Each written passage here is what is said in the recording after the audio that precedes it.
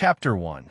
The Phantom of the Pavement. The rain in Seattle did not merely fall, it loitered. It hung in the air like a fine, freezing mist, clinging to the brickwork of Pioneer Square and slicking the uneven cobblestones with a permanent, greasy sheen.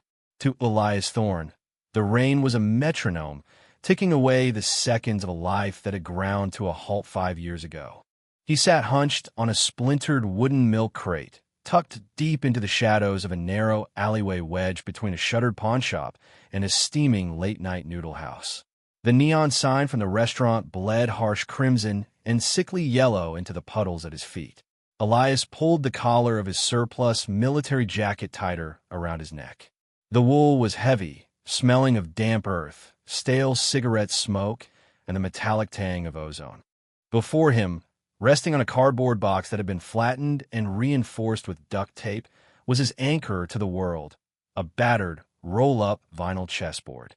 The pieces were a motley crew of scavenged survivors. The White King was missing its cross, chipped away in some forgotten tumble.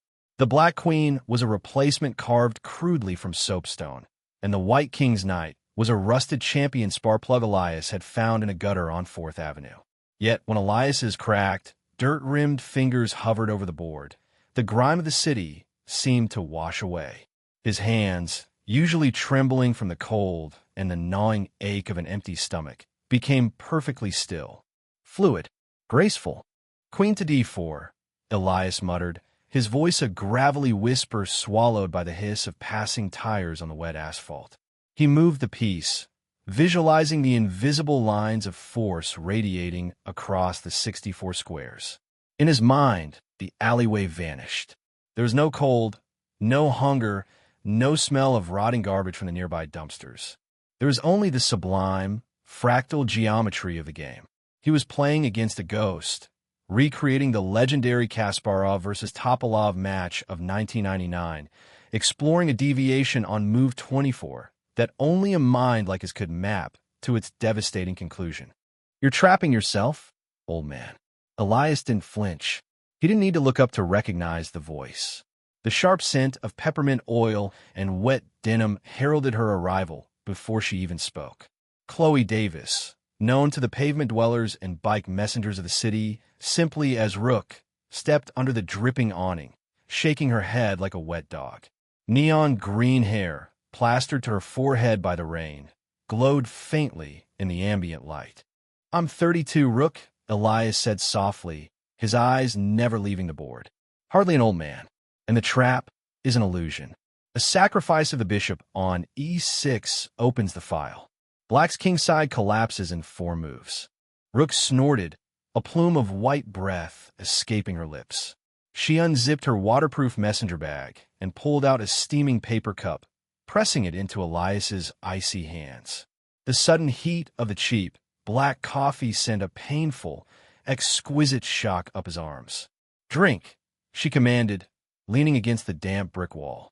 She pulled a squash pack of cigarettes from her pocket and lit one, the brief flare of the match illuminating the harsh angles of her face. You look like hell, Elias. Worse than usual. Did you sleep at all? Sleep is inefficient, Elias murmured, taking a long, scalding sip. The bitter liquid grounded him. The brain continues to process variations of the Queen's Gambit declined. It's better to remain conscious and direct the flow. Rook blew a stream of smoke into the mist. She looked at the pathetic board, at the spark plug Knight, and then at the man who manipulated it. She knew the rumors. Everyone on the street knew fragments of the myth. They called him the Phantom of the Pavement. A guy who could play blindfolded against 10 hustlers at Westlake Park and beat them all in under 20 minutes to win enough cash for a bottle of cheap gin or a hot meal. But Rook knew there was more. She saw the fierce, terrifying intelligence burning behind his hollow, dark eyes, an intelligence that had no business rotting in a Seattle alley. You can't keep doing this, Rook said, her voice dropping its usual sarcastic edge. Winter is coming in hard. There's a cot opening up at the shelter on Yesler. I can put your name down. No shelters, Elias said, his tone suddenly rigid, an impenetrable wall slamming down. Too many walls. Too many eyes. I prefer the board open. You're not a piece on a board, Elias. You're a guy freezing to death in an alley.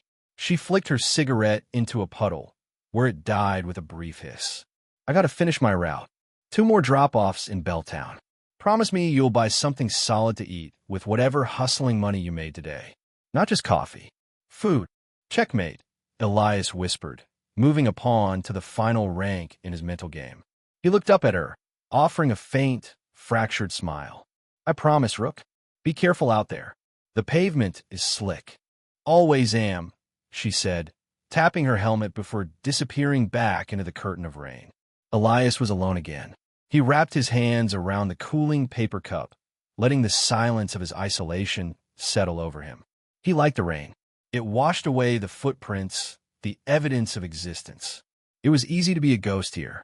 But the universe, it seemed, was tired of letting him haunt the margins that a sudden, blinding shift in light yanked Elias from his reverie. Across the wide intersection of Pioneer Square, towering above the historic brick facades, was a massive, wraparound digital billboard. Usually, it cycled through mindless advertisements for luxury SUVs, high-end perfumes, and streaming services. But tonight, the screen glitched, flashing a brilliant, sterile white that cast long, star shadows down the alleyway. Elias squinted against the glare. The white background dissolved, revealing a face that was a handsome face. Impeccably groomed, with a sharp jawline, silver-flecked hair swept back with calculated casualness, and a smile that was designed to convey trust but radiated absolute, predatory control. He wore a midnight blue bespoke suit, standing confidently beside a sleek, monolithic server bank. Below his face, bold, minimalist text crawled across the screen. Asterisk Vance Dynamics. The next evolution in AI strategy. Asterisk. Elias dropped his coffee. The paper cup hit the asphalt, splitting open and bleeding dark liquid into the rainwater. Marcus Vance. The air in Elias's lungs turned to glass. He couldn't breathe. The ambient noise of the city, the sirens, the tires, the rain, vanished, replaced by a high-pitched ringing in his ears. The neon glow of the billboard washed over Elias, and suddenly, he wasn't in a freezing alley in Seattle anymore. He was back in Geneva. 5 years ago, the World Chess Championship. The hotel suite that smelled of expensive orchids and ozone from the overheating processors. He and Marcus had been partners, brothers in arms, building Aegis, a revolutionary heuristic algorithm designed not just to play chess, but to predict human psychological failure in real time. Elias had provided the genius, the raw, unfiltered understanding of the game. Marcus had provided the funding, the charm, and the corporate backing. Then came the final match. Elias was poised to become the youngest, undisputed Grandmaster to hold the world title. But the morning of the final game, tournament officials stormed his room. They found a hidden earpiece. They found the flash drive containing Aegis planted in Elias's jacket. They found the fabricated data logs proving Elias had been using the AI to cheat throughout the entire tournament. Elias remembered standing before the disciplinary committee, completely paralyzed by the shock of the betrayal. And he remembered looking across the room to see Marcus Vance standing in the shadows, wearing that exact same predatory smile. Marcus hadn't just stolen Aegis to patent it for military and corporate logistics. He had burned Elias to the ground to ensure the true creator could never lay claim to the code. He had taken Elias's reputation, his career, his dignity, and his mind. Elias snapped back to the present. The cold rain was stinging his face, but he didn't feel it. A profound, searing heat was blooming in his chest. It was a sensation he hadn't felt in 5 years. Raged, he looked down at his makeshift chessboard. His hand trembled, but this time it was not from the cold. He reached out and picked up the rusted spark plug. The heavy, jagged metal dug sharply into his palm. The pain was grounding. It was real. On the billboard, Marcus Vance's towering digital face spoke silently to the city, a titan of industry, untouchable in his glass and steel fortress. He had played a brilliant opening, sacrificing his partner to secure the board. For 5 years, Elias had accepted his defeat, living in the graveyard of the captured pieces, letting the rain wash away his identity. But chess is not won in the opening. Elias's grip on the spark plug tightened until a single drop of blood welled from his palm, mixing with the grime. His eyes, dark and sharp as shattered obsidian, locked onto the glowing screen. The apathy that had suffocated him for half a decade shattered, replaced by the cold, calculating machinery of his true nature. "You left the king exposed, Marcus," Elias whispered into the rainy night. He placed the spark plug firmly onto the center of the board. The phantom was dead. The game had finally begun. The rain fell over queens in heavy, unforgiving sheets of liquid obsidian, slicking the cracked pavement and drowning the neon reflections of late-night bodega signs. Elias Thorne pulled the collar of his damp wool coat tight against his neck, his leather Oxfords, once polished to a mirror shine for the boardroom, now scuffed and soaking through with icy puddle water. He was a man who no longer existed, a ghost haunting the city that had been his kingdom only 48 hours ago. Marcus Vance had seen to that. Vance, with his bespoke suits and predator smile, hadn't just ruined Elias's career. He had surgically excised Elias from the world. Bank accounts drained and closed. Social security number flagged as deceased. Leases voided, passports invalidated, digital footprints wiped so clean it was as if Elias Thorne had never drawn breath. It was a digital assassination executed with terrifying, quiet precision. But Vance had made one mistake. He had left Elias with his mind. And in the mind of a Grandmaster, the board is never truly clear. The pieces simply change. Elias stopped in front of a flickering fluorescent sign that buzzed like an angry hornet. Sudsy's 24/7 coin laundry. The windows were fogged with condensation. Pushing through the glass door, Elias was hit by a wall of humid air thick with the smell of industrial bleach, stale lint, and cheap fabric softener. A rhythmic, hypnotic sloshing echoed from a dozen battered washing machines. In the back corner, past a row of out-of-order dryers, sat a hulking man in a faded denim jacket, lazily reading a racing form. Elias approached him, his footsteps muffled by the linoleum. "Machines are busted, pal," the man grunted without looking up. "I'm not here to wash," Elias said, his voice a low, steady rasp. "I'm looking for the Queen's bishop. I was told to play the Sicilian." The man's eyes flicked up, cold and assessing, taking in Elias's ruined designer coat and hollowed cheeks. After a tense beat, he reached under his stool and pressed a hidden button. The entire bank of broken dryers hissed, pneumatic latches disengaging as the heavy metal facade swung inward, revealing a dimly lit stairwell plunging into the earth. Elias descended into the subterranean belly of the city. The smell of bleach gave way to the sharp tang of ozone, burnt coffee, and clove cigarettes. At the bottom of the stairs, the room opened up into a sprawling, chaotic sanctuary of cables that hung like synthetic jungle vines. Server racks hummed in the shadows, their cooling fans whirring in a low, mechanical symphony. In the center of the technological rot sat Chloe Rook Davis. She was bathed in the ghostly blue light of a dozen monitors, her fingers flying across a customized mechanical keyboard with the rapid-fire clatter of a machine gun. Rook was a creature of the underground. Asymmetrical black hair, heavy coal eyeliner sharp enough to draw blood, and a tattered vintage band tee slipping off one shoulder. She was the city's most notorious data broker, an information phantom who dealt in the currency of secrets. "I don't take walk-ins," Rook said, not taking her eyes off the cascading green code on her center screen. "And my facial recognition just pinged you. Or rather, it didn't. According to the database, you're either a ghost, a glitch, or a corpse. Which is it?" "A work in progress," Elias replied, stepping fully into the light. "My name is Elias Thorne." Rook stopped typing. She spun around in her ergonomic chair, her dark eyes narrowing. "Thorne, the hedge fund prodigy, the algorithm whisperer. Funny, I read your obituary yesterday. Heart failure, they said. Tragic." "Marcus Vance," Elias said, the name tasting like ash in his mouth. He orchestrated a hostile takeover of my life, erased my identity, stole my proprietary trading algorithms, and left me on the pavement. I needed to find the back door he used. I need the digital breadcrumbs. Rook laughed, a harsh, abrasive sound.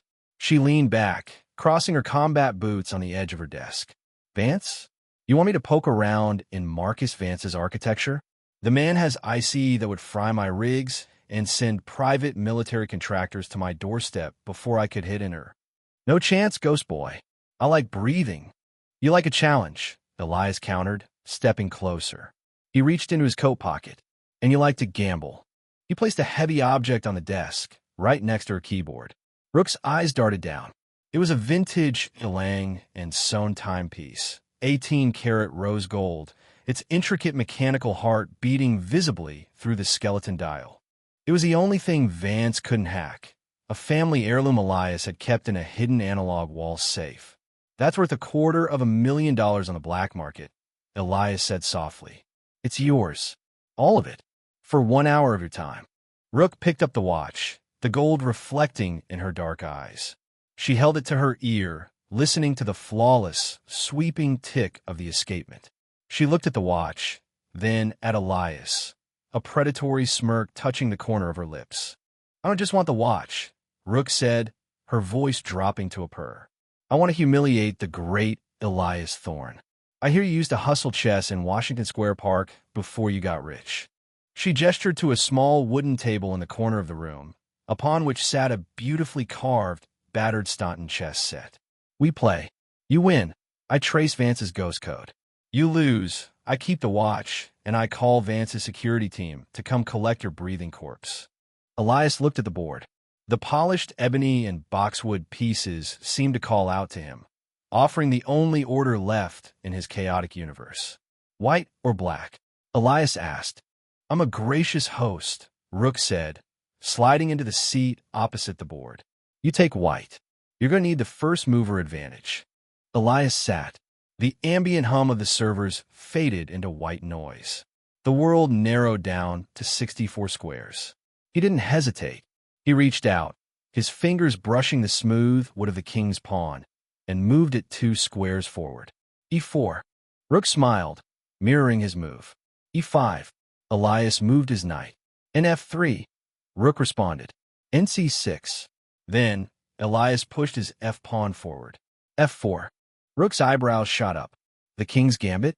Aggressive, romantic, and incredibly stupid against a machine logic player like me. She captured the pawn. X4. I'm not playing a machine, Elias murmured, his eyes locked on the geometry of the board. I'm playing you. The game became a blur of sharp, percussive clicks as wood struck wood.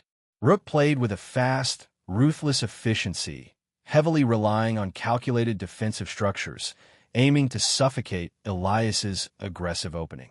But Elias wasn't playing standard theory. He was channeling his rage, his desperation, pouring the calculated violence he harbored for Marcus Vance into every sacrifice. On move 15, Elias deliberately left his bishop hanging. A poisoned piece. Rook stared at it, her eyes darting between the board and Elias's stoic, unreadable face. She smelled a trap, but the algorithmic probability of taking the piece was too high to ignore. She took it. The moment her piece left the square, the dynamic of the board shattered. Elias's queen slid diagonally across the dark squares, pinning her knight to her king. The trap sprang shut. Rook's breathing hitched as she realized she was caught in a beautifully orchestrated zugzwang. Any move she made would worsen her position. She fought for 10 more moves, frantically trying to plug the holes in her crumbling defense. But Elias was a surgeon. He dismantled her pawn structure, forced her king into the open, and finally, with a soft, decisive clack, moved his rook to the 8th rank. Checkmate, Elias breathed, leaning back, a bead of sweat tracing the line of his jaw. Rook stared at the board for a long, agonizing minute. The labyrinth of pieces was a masterpiece of entrapment. Slowly, a genuine smile broke across her face. She knocked her own king over with a flick of her finger. "I'll be damned," she whispered. "You really are a monster." She pushed the gold watch back across the table toward him. "Keep it. That game was payment enough." Rook sprang up from the table, suddenly energized. She practically vaulted back into her ergonomic chair, her fingers instantly resuming their frenetic dance across the keyboard. "All right, Thorn, let's go ghost hunting." Elias stood behind her, watching the massive center monitor. Lines of code blurred past at blinding speed. Rook was bypassing standard firewalls, diving deep into the municipal grid, searching for the anomaly, the point of injection where Vance's malware had first touched Elias's life. "Vance is a ghost, sure," Rook muttered, her eyes tracking the data streams. "But every ghost casts a shadow if you shine the right light on it." He had to access the central banking node to drain your accounts simultaneously. And to do that without triggering alarms, he'd need a hardline splice. Someone had to physically plug a drive into a secured terminal. Vance wouldn't do it himself, Elias said, his mind racing. He outsources the dirty work. "Got it," Rook hissed triumphantly. She slammed the enter key. The cascading green code froze, resolving into a fragmented security snapshot. It was a grainy, low-resolution image from a traffic camera outside the Manhattan Federal Depository, timestamped 48 hours ago. Through the digital static, Elias could make out a figure in a heavy rain slicker stepping out a black town car. But it wasn't the figure that caught Elias's eye. It was the reflection caught in the puddle near the car's tire, a partial license plate, and the unmistakable silver-embossed logo of a private courier firm. Aegis Logistics. "There's your first breadcrumb, Thorn," Rook said, leaning back and lighting a fresh clove cigarette. The sweet smoke curled into the neon-lit air. Aegis Logistics, a shell company Vance uses to move his physical assets. The man who planted the flash drive works for them. Elias stared at the screen, the cold, calculating machinery of his mind spinning up to full speed. Marcus Vance had played a brilliant opening, wiping Elias off the board. But the mid-game was just beginning. "Thank you, Rook," Elias said, turning toward the heavy steel door that led back to the surface. "Hey, Thorn," Rook called out, her voice cutting through the hum of the servers. Elias paused, looking back over his shoulder. She blew a plume of smoke toward the ceiling, a feral grin on her lips. "Make him bleed." Elias stepped back out into the freezing Queen's rain, the digital map of his revenge taking shape in his mind. The pawn had reached the other side of the board. Now it was time to promote. Chapter 3. The Silicon Knight, the Zenith Tower, did not merely scrape the sky. It pierced it, a jagged needle of chrome and black glass threading the low-hanging clouds of the city. Inside its penthouse, the air smelled of ozone, expensive orchids, and the quiet, crushing weight of limitless capital. Elias Thorn adjusted the cuffs of his rented tuxedo, the stiff collar biting into his neck. He was a creature of the pavement, a phantom born of rain-slicked alleyways and rusted fire escapes. Up here, amidst the blinding halogen glare and the soft clinking of crystal champagne flutes, he felt like a wolf pacing through a cathedral. "Heart rate is steady, Elias," a voice murmured in his right ear. It was a microscopic earpiece, no larger than a grain of rice, connecting him to the subterranean world he had just left behind. "But you're running a little warm. Don't melt the silk." "Just adjusting to the altitude." "Rook," Elias muttered, his lips barely moving as he took a flute of champagne from a passing silver tray.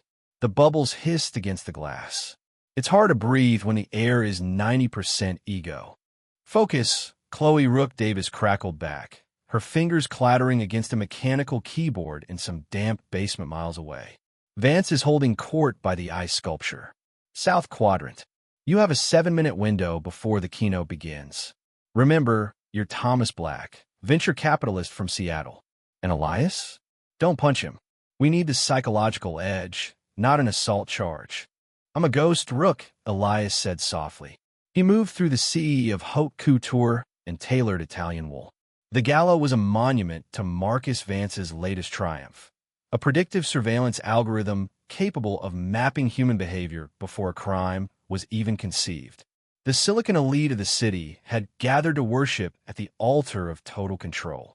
Holographic displays bloomed like digital lotuses across the room, projecting cascading streams of data that bathed the attendees in an icy, cerulean light. Then Elias saw him. Marcus Vance stood at the epicenter of the room, a black hole wrapped in an immaculate Tom Ford suit, pulling all light and attention toward himself.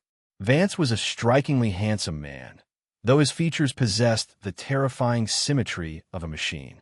His hair was slicked back, silver at the temples, and his eyes were the pale, flat gray of a winter ocean. He was listening to a nervous young tech developer, nodding with the patronizing grace of a monarch humoring a peasant. Elias approached, his footsteps making no sound on the imported marble. He allowed a polite, practiced smile to touch the corners of his mouth.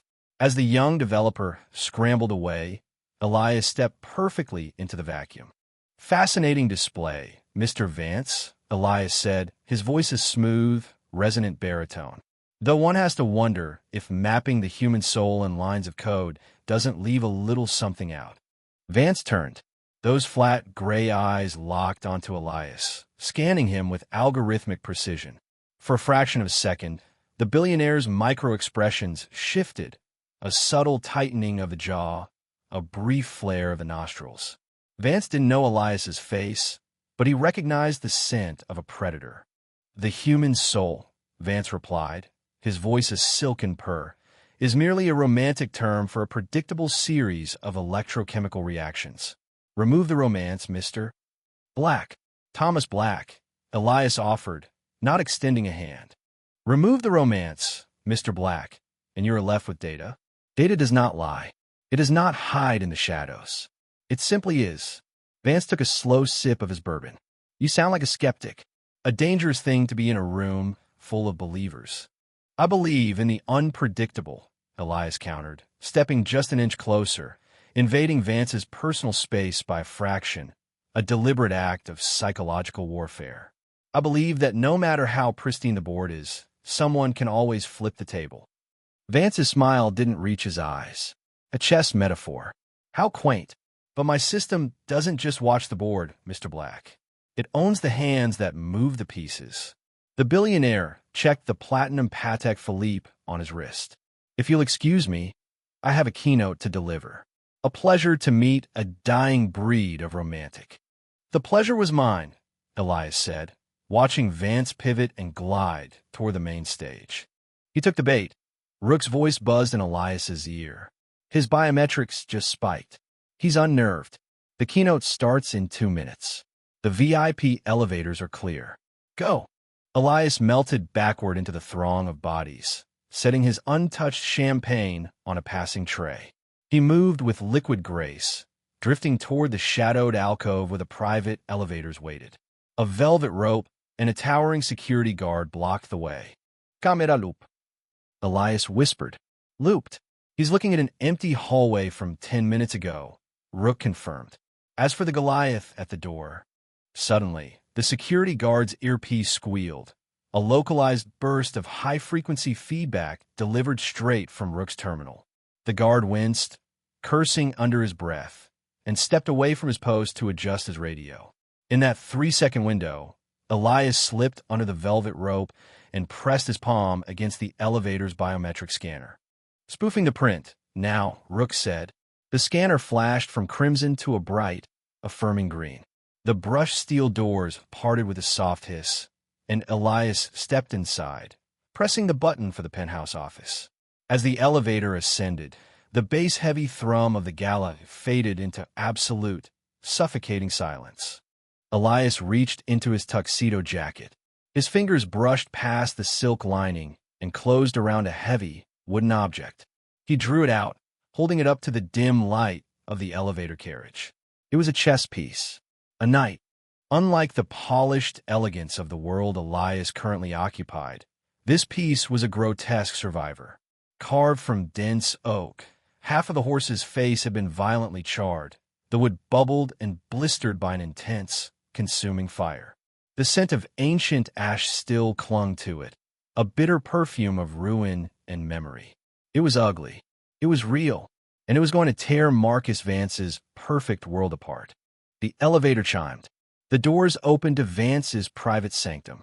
The office was vast, lined with floor-to-ceiling windows that offered a dizzying, panoramic view of the glittering metropolis. There were no papers, no stray pens, no clutter. It was an environment of absolute, tyrannical order. A massive desk of single-pane obsidian glass dominated the center of the room. "You have 3 minutes, Elias," Rook warned. "Vance is wrapping up his opening remarks early. He's going to head up to grab his prototype." "More than enough time," Elias breathed. He crossed the thick, sound-dampening carpet. Upon the glass desk sat a breathtakingly expensive chess set. The pieces were sculpted from clear and frosted quartz, illuminated from beneath by a soft LED glow. It was a game frozen in time, the pieces arranged in a complex mid-game scenario. Elias studied the board. Vance was playing white. Naturally, the white king was heavily defended, insulated by pawns and bishops, untouched and pristine in the center of the board. Elias reached out. With a deliberate, agonizing slowness, he picked up one of Vance's frosted quartz knights. It was heavy, cold, and entirely devoid of life. Elias slipped the quartz piece into his pocket. In its place, directly in the path of the White King, Elias set down his charred, wooden knight. The visual contrast was jarring, almost violent. The heavily scarred, blackened oak sat upon the illuminated glass like a festering wound on flawless skin. It ruined the symmetry. It poisoned the perfection. It was a message delivered not in code, but in the visceral, undeniable language of vengeance. "I am inside your walls. I am the variable you cannot calculate." Elias stared at the scorched piece for a lingering second, the ghosts of his past roaring in his ears, smelling the smoke of a fire that had burned years ago. He forced the memory down, locking it away behind a cage of iron discipline. "Elias, he's in the elevator." Rook's voice was sharp, laced with genuine panic. "You need a ghost right now." "I'm gone," Elias said. He didn't run. Panic left traces. He moved swiftly to the secondary maintenance door Rook had unlocked for him, slipping into the dark, narrow stairwell just as the soft chime of the main elevator echoed through the penthouse office. From the shadows of the stairwell, Elias paused, listening. He heard the heavy, confident footfalls of Marcus Vance crossing the carpet. He heard the rustle of fabric as the billionaire approached his desk. Then silence. A profound, heavy silence that seemed to stretch into eternity. There was no shout of alarm, no frantic call to security. There was only the sudden, sharp sound of a heavy glass tumbler shattering against the floor, dropped by a hand that had, for the first time in its life, lost its grip on control. A cold, razor-thin smile touched Elias Thorne's lips. The opening moves were over. The middle game had begun. He turned and disappeared into the descending darkness, letting the shadows swallow him whole. The acid rain of District 4 did not fall. It spat. It hissed against the corrugated titanium roof of the abandoned transit depot, a relentless drumming that usually offered Elias Thorne a grim sort of comfort.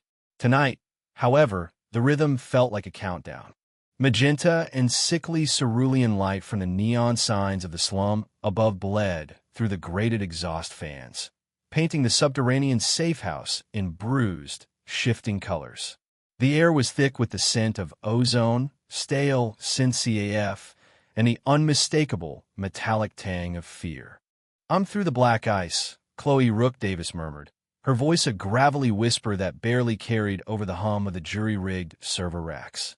She was a silhouette of frantic, kinetic energy, her fingers dancing across the haptic keyboards in a blur of practiced desperation. The glow of the monitors washed over her pale face, reflecting complex decryption matrices in her wide, dark eyes. Vance's personal cipher. "It's unspooling, Elias. God, it's all here." Elias stood near the reinforced steel door, his customized kinetic pulse pistol resting heavy and cold in his right hand. He didn't look at the screens. He kept his eyes on the analog security feeds, flickering, grain-filled CRT monitors he'd salvaged from scrapyard. They were immune to the EMP sweeps Vance's corporate goons favored. "Define all of it, Rook," Elias said, his voice a low baritone that betrayed none of the tension coiling in his gut. The erasure directives, Rook replied, her breath hitching as lines of damning code cascaded down the primary monitor. The shell companies he used to liquidate your assets, the forged biometrics that replace your identity in the global registry, and, yeah, the kill order. Signed with Vance's personal cryptographic key. It's a digital smoking gun. Copy it to the localized drive, Elias ordered, his gaze locked on Monitor 3. A shadow had just detached itself from the gloom of Sector 7's alleyway. Then another. They moved with the terrifying, synchronized fluidity of apex predators. Vance's elite retrieval squad. The Hounds. Already compiling, Rook said, slapping a brushed steel storage drive into the terminal's port. But Elias, to authenticate this in a high court, we still need the physical cipher crystal. The root registry. Elias glanced at the workbench in the center of the room. Resting in a specialized cryogenic containment cylinder was the crystal, a jagged shard of hyperdense optical quartz.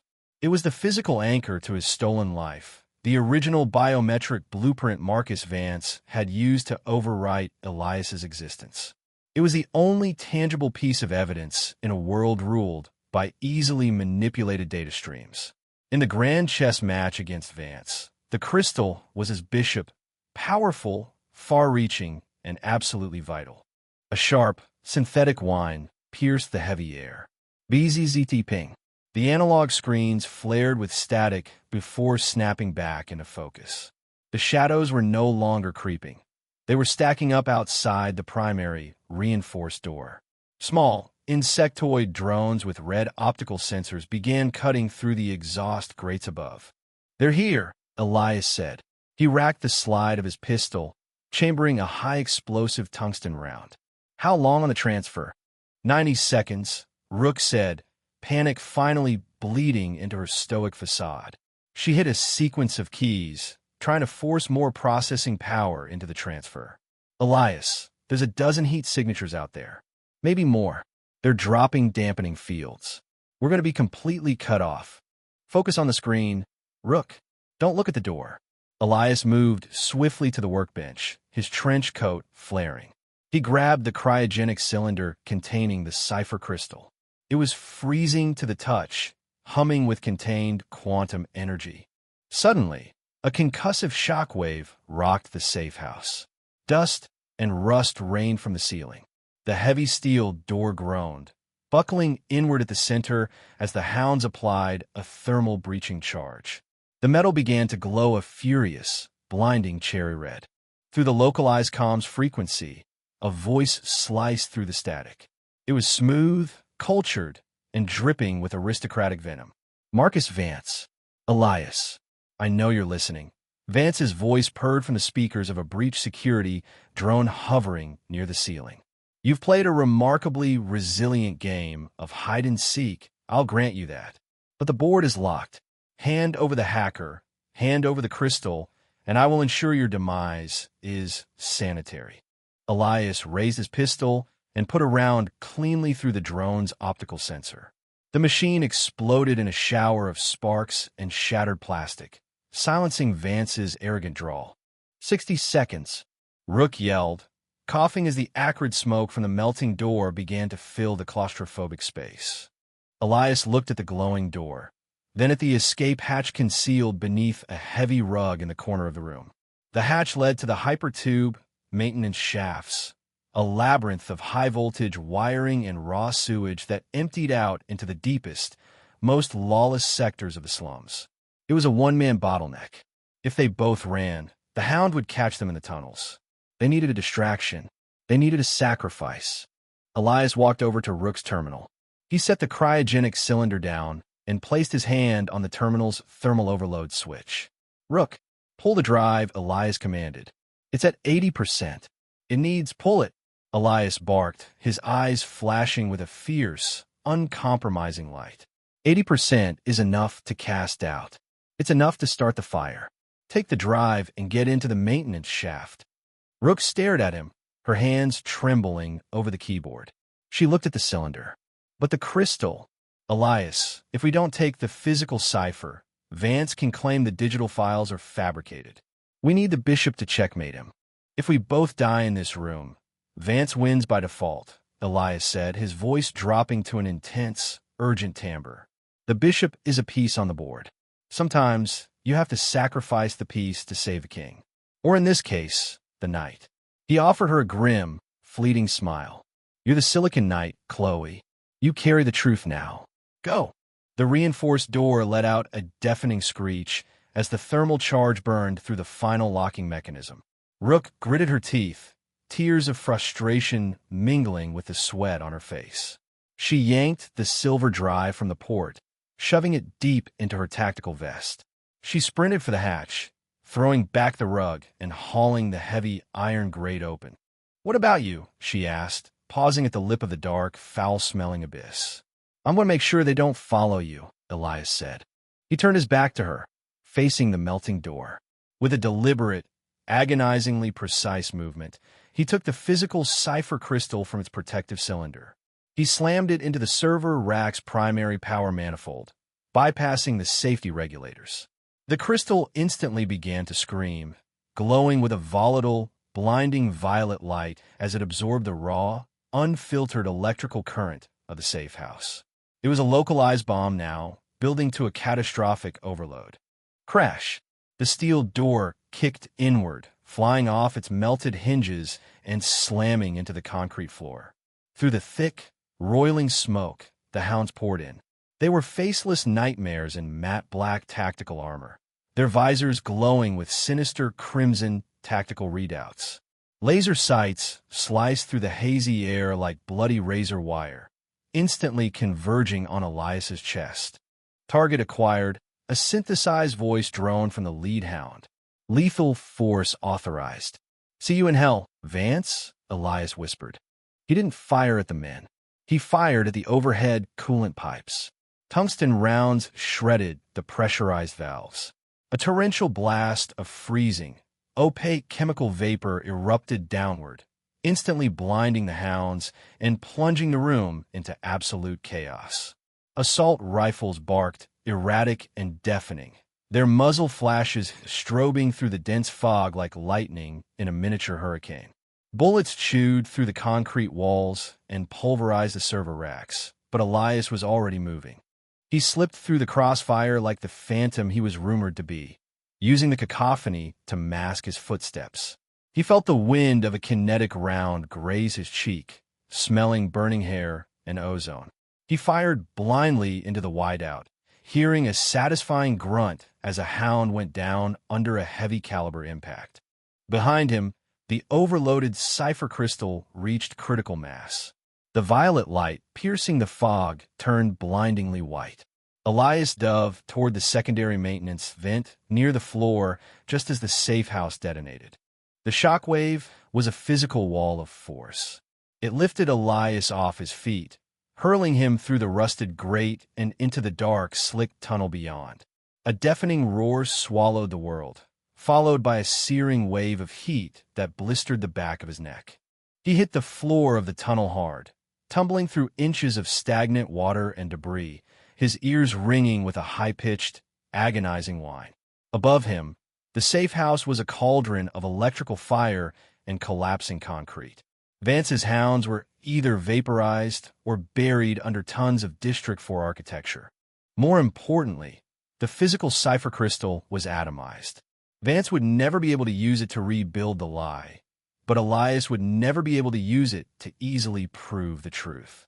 The board had been violently reset. Elias groaned, pushing himself up onto his hands and knees. Blood dripped from his nose, mixing with the grime and neon-lit puddles of the Undercity. He checked his holopad. A single, encrypted green light blinked in the corner of the cracked screen. Rook had made it to the extraction point. Elias leaned back against the curved, damp wall of the tunnel, listening to the muffled sirens beginning to wail in the city above.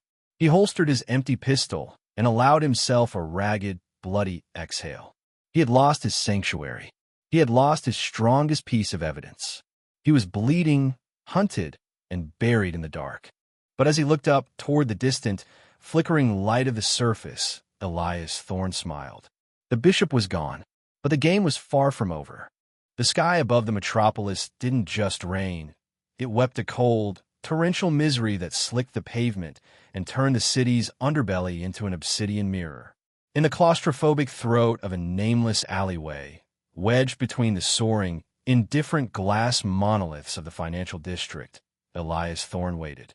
The air here was heavy with the scent of ozone, damp concrete, and rotting cardboard, a stark contrast to the sterile, climate-controlled boardrooms miles above. Above him, a failing neon sign, a skeletal, buzzing strip of magenta and sickly argon green, flickered violently, casting long, erratic shadows across the brickwork. Beneath that iridescent bleed, resting on the rusted, dented surface of an overturned oil drum, sat the chessboard. It was an ancient thing, its wooden square scarred by cigarette burns and waterlogged by the unrelenting downpour.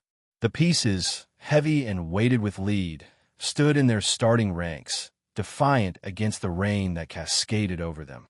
"He's in the chute, Elias." Chloe Rook Davis's voice crackled in his earpiece, cutting through the white noise of the storm. Her tone was a razor of pure, concentrated focus. "I've spoofed his security details, GPS.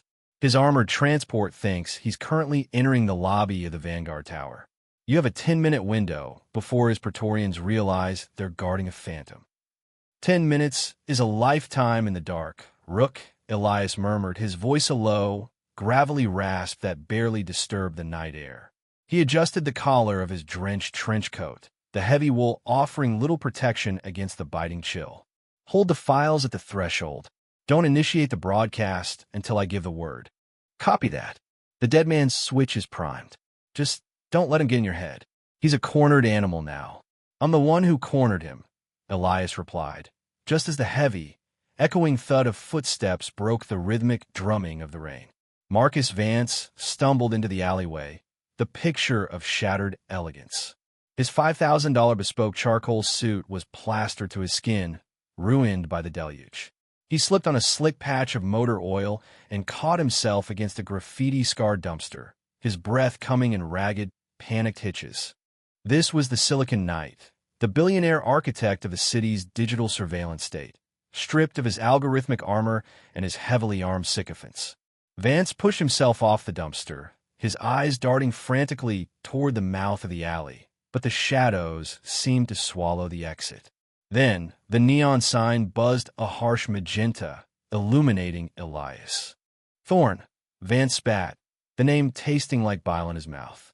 He straightened his tie in a pathetic, instinctual attempt to reclaim his authority. "I should have known. The great phantom of the pavement, dragging me down into the gutter. You think hacking my driver's navigation system is a victory? My men will tear this block apart. By the time they find this alley, Marcus, the man they work for, will no longer exist," Elias said, stepping out of the deepest shadow. He gestured to the rusted oil drum between them. "Take a seat."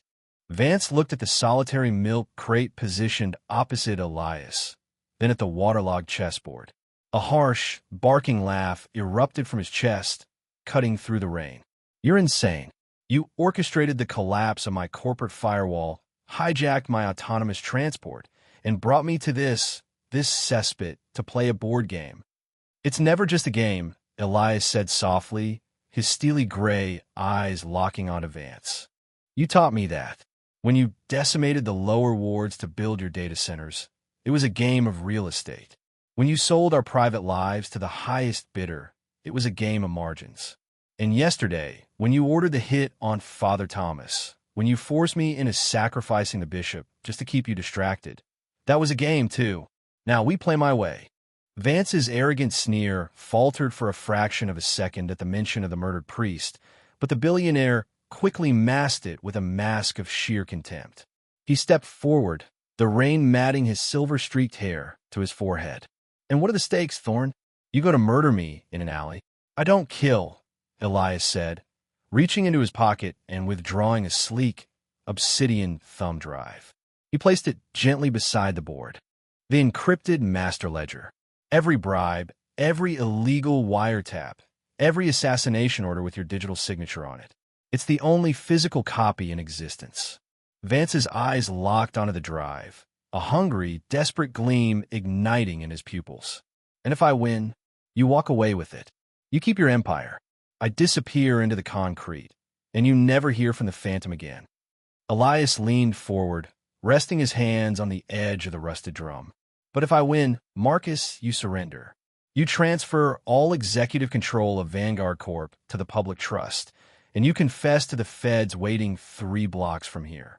You dismantle the empire piece by piece. Vance stared at the board. He was a Grandmaster in his youth, a prodigy who viewed human beings as nothing more than pawns to be maneuvered and sacrificed. The arrogance returned, a toxic bloom in his chest. He took a seat on the milk crate. "White always moves first," Vance said, his hand hovering over the board. He grasped the king's pawn, the wood slick and swollen with rain, and pushed it forward 2 squares. E4. Always the aggressor, Elias noted, mirroring the move with his own pawn. C5. The Sicilian defense. A gritty, asymmetrical counterattack, fitting for the alleyway. The game commenced in a flurry of rapid, percussive clicks, the wooden pieces striking the scarred board in a rhythm that matched the beating of the rain. The neon light above bathed the board in alternating flashes of bruised purple and sickly green, turning the carved knights and rooks into grotesque miniatures. "You think you're a martyr, Thorn," Vance sneered as he developed his knight, trying to establish dominance over the center. "You think bleeding for these people makes you noble. But the world doesn't run on nobility. It runs on data, on control. You sacrifice your friends, like that pathetic priest, for what? A moral high ground that's sinking into the mud." Elias's jaw tightened, but his hand was steady as he slid his bishop into a fianchetto position, preparing to strike from the shadows. Thomas knew the risks. He believed in something greater than a profit margin. "You see a sacrifice as a loss of an asset. I see it as a catalyst." "Rook," Elias sub-vocalized, keeping his lips barely parted. "Status. 3 minutes, Elias." Rook's voice was tight with tension. "Vanguard's ice is trying to break my loop. They're pinging the transport's real location. Wrap it up." Vance pushed his queen forward, a devastating, sweeping motion meant to trap Elias's king. "You're out of your depth, Thorn. You play like a street brawler. You lack vision."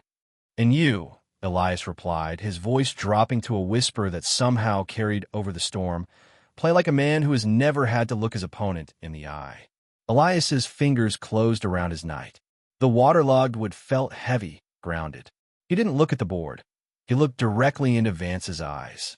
He moved the piece, planting it firmly on a square Vance had completely overlooked in his blind pursuit of the kill. Click! Vance looked down. The sneer froze on his face. The rain continued to pour, washing over the board, but for Marcus Vance, the world had suddenly gone entirely still. His queen was exposed. His king's escape, route severed by the very bishop he thought he had rendered useless moves ago. It was a trap, laid meticulously, obscured by the chaos of Elias's seemingly erratic early moves. "No," Vance breathed, his hands trembling as he hovered over the board. He calculated the permutations, his genius mind racing through a dozen, 100, 1,000 possible escapes. Every single branching path ended in the same brutal, inescapable conclusion. "It's over, Marcus," Elias said, the neon light catching the edge of his jaw. "Checkmate." Vance's eyes darted from the board to the thumb drive, then up to Elias. The billionaire's face was pale, the illusion of his invincibility shattering like cheap glass. He lunged across the rusted drum, a desperate, animalistic swipe aimed at the thumb drive. But Elias was faster. His hand slammed down over Vance's wrist, pinning it to the scarred wood of the chessboard. Pieces scattered, kings and pawns tumbling together into the muddy puddles of the alleyway, indistinguishable in the dirt. "Rook," Elias said aloud, his eyes burning into Vance's terrified gaze. "Burn the Empire." "Executing," Rook replied, the sound of rapid keystrokes echoing in his ear. "Files are broadcasting to every major news outlet, federal agency, and Vanguard shareholder. It's out, Elias. The Silicon Knight is dead." Elias released Vance's wrist, and picked up the thumb drive, twirling it once before tossing it into the darkness of the alley. It landed with a soft splash in a puddle of iridescent motor oil. Vance slumped back onto the milk crate, the rain plastering his hair to his skull, a ruined monarch sitting in the ruins of a kingdom he had just lost. Sirens began to wail in the distance, a rising chorus that cut through the storm, drawing closer with every passing second. Elias Thorne turned his collar up against the wind, stepping backward into the shadows of the alleyway. He didn't look back as he melted into the labyrinth of the city, the phantom returning to the pavement, leaving the broken king to face the storm alone. High above the synthetic heartbeat of the metropolis, the air inside Marcus Vance's penthouse was perfectly, chillingly still. It was a glass citadel suspended in the clouds, insulated from the smog and the suffering that paved the streets 80 floors below. Floor-to-ceiling windows framed a sprawling expanse of jagged skyscrapers, their facades bleeding intersecting streams of crimson and cyan neon into the weeping night sky. Elias Thorne stood near the center of the vast, minimalist room, a dark stain against the pristine white marble. Rainwater dripped from the hem of his heavy trench coat, pooling at his feet. He was exhausted, his bones aching with the accumulated gravity of a ghost who had spent too long haunting the alleyways, stripped of his identity, his life's work, and his name. But his eyes, locked onto the silhouette of the billionaire standing by the glass, burned with a cold, unyielding clarity. "You always had a flair for the dramatic, Elias," Vance said, his voice a smooth, calibrated baritone that betrayed no panic. He didn't turn around. He merely swirled the amber liquid in his crystal tumbler, watching the city as if it were a sprawling diorama built solely for his amusement. Breaking through a military-grade security perimeter, bypassing my private guard, just to stand here dripping on my imported Calicut marble. To what end? A bullet? A desperate plea for your patents back. To finish the game, Elias said. His voice was gravel and smoke, rough from disuse and the chill of the rain. Vance finally turned. He was immaculately tailored, a man who wore his power like a second skin. He looked at Elias with a mixture of pity and profound boredom. Between them sat a sleek, obsidian coffee table, and upon it, a beautifully crafted glass chessboard. The pieces were locked in the exact configuration they had left them in a lifetime ago, before Vance had stolen Elias's algorithms, framed him for corporate espionage, and erased Elias Thorne from the digital registry of the living. The game ended 5 years ago, Vance chuckled, walking toward the board. He tapped the white king with a manicured fingernail. "I'm the board of directors. I am the infrastructure. My servers process the global economy. You are a phantom of the pavement, Elias. A statistical anomaly I forgot to delete. Whatever little virus your hacker friend has cooked up, my ICE protocols will quarantine it before you can even draw breath to gloat." In Elias's right ear, a microscopic comms unit crackled to life. The static was instantly replaced by the sharp, electric voice of Chloe Rook Davis. "He's full of it, Elias," Rook whispered, the rapid-fire clatter of mechanical keyboard switches echoing beneath her words. "I'm in the mainframe. He thinks his Citadel firewall is holding, but he doesn't realize we didn't attack the walls. We tunneled through the foundation. The bishop's sacrifice from last night gave me the root keys. I'm at the terminal. You built an empire on stolen light, Marcus," Elias said, stepping slowly toward the table. The smell of ozone and wet wool clung to him, cutting through the sterile, perfumed air of the penthouse. "You thought you could control the grid by owning the code. But you forgot that code is just logic. And logic dictates that every action has an equal, devastating reaction." Vance sighed, a condescending sound, and reached into his jacket to retrieve a slim, silver remote. "Security," he said, pressing the button. "I've humored you long enough. It's time for you to disappear again. This time, permanently." Nothing happened. No heavy boots thundered down the hallway. No automated turrets dropped from the recessed ceiling. The penthouse remained steeped in the heavy, suffocating silence of the storm. Vance frowned, pressing the button again. Harder. Elevators are locked. Comms are jammed. Security subroutines are taking a permanent vacation. Rook's voice danced in Elias's ear, practically vibrating with adrenaline. I hold the keys to the kingdom. Awaiting your move, boss. Elias reached the obsidian table. He didn't look at Vance. He looked at the board. His hand, scarred from years of surviving in the shadows, hovered over a humble glass pawn. You never understood the pawn, Marcus, Elias murmured, his fingers closing around the cold glass. You only ever looked at the knights, the rooks, the queens, the pieces that move with grand, sweeping power. You ignored the pawn because it only moves one step at a time, slowly, through the dirt, through the alleyways. Elias lifted the pawn and moved it forward one square, setting it down with a sharp, definitive clack that echoed like a gunshot in the cavernous room. Checkmate. What have you done?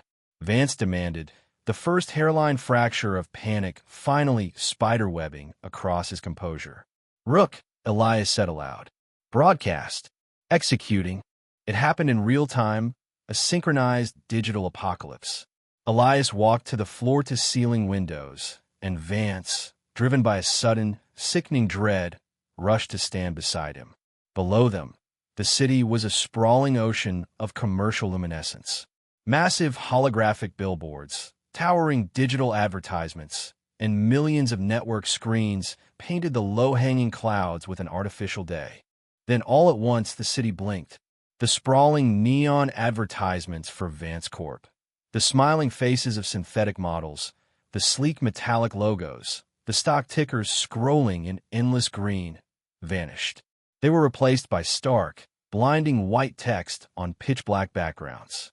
Across Times Square, across the financial districts of Tokyo, London, and Berlin, across every smartphone, tablet, and smart glass interface on the planet, the truth poured out like a dam breaking. Audio recordings of Vance ordering hits on journalists echoed from the city's public address systems, distorted but undeniable. Millions of pages of encrypted ledgers, offshore laundering accounts, and the original, time-stamped source code bearing Elias Thorne's digital signature scrolled across the sides of skyscrapers.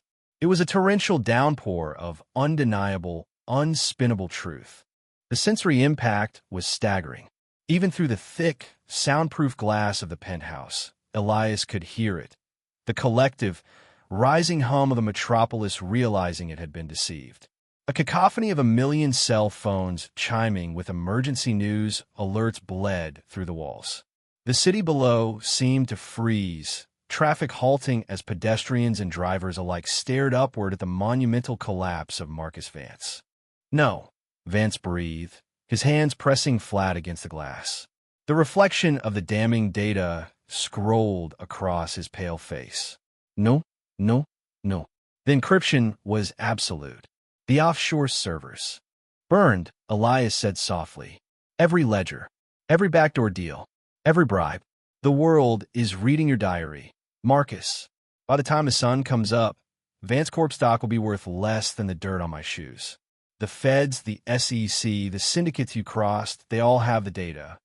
Vance staggered backward, his knees giving out. He collapsed onto the pristine marble floor, his expensive suit wrinkling as he scrambled for his phone. He swiped frantically at the screen, but it only displayed a single, mocking image, a white chess pawn. The Titan was broken. The psychological armor that had shielded Vance for years shattered in an instant, leaving behind a hollow, trembling man realizing he had just been buried alive. Elias didn't smile. There was no joy in this, only the profound, exhausted relief of a heavy burden finally set down. He turned his back on the ruined billionaire and walked toward the private elevator. The doors parted instantly at his approach, summoned by Rook. Police scanners are going crazy, Elias, Rook said, her voice softer now, laced with a tired kind of triumph. Sirens are converging on the Citadel from every precinct in the city. The feds are already mobilizing. You need to get out of there. I'm on my way, Elias replied, stepping into the glass elevator. He descended. Floor by floor, the penthouse fell away, leaving Vance to the wolves. As the elevator plummeted through the spine of the building, Elias watched the city through the external glass tube. The artificial neon glow, the sickly sweet colors of Vance's empire, were already beginning to dim as the municipal grids reset. When the elevator chimed at the ground floor lobby, Elias stepped out. The grand atrium was deserted, the security guards having already fled at the sight of their employer's global unmasking. He pushed open the heavy glass doors and stepped out into the alleyway adjacent to the main plaza. The storm had broken. The rain had reduced to a fine, misting drizzle, washing the grime from the pavement. Elias reached up and pulled the comms unit from his ear. "We did it, Rook. Thank you. See you in the real world, Elias Thorne," she replied before the line clicked dead. Elias Thorne. Hearing his name, his real name, spoken aloud, sent a shiver down his spine. He pocketed the earpiece and looked up at the narrow strip of sky visible between the towering concrete monoliths. The oppressive neon glare that had dominated his life for the past 5 years was fading, overpowered by a different light. In the east, breaching the jagged horizon of the city, the first brilliant rays of dawn cut through the dissipating storm clouds. The light caught the puddles in the alleyway, turning them into shimmering pools of liquid gold. Elias took a deep breath. The air smelled of wet asphalt, morning coffee from a distant vendor, and a crisp, undeniable scent of a new day. He adjusted the collar of his trench coat, stepped out of the shadows of the alleyway, and walked forward into the light.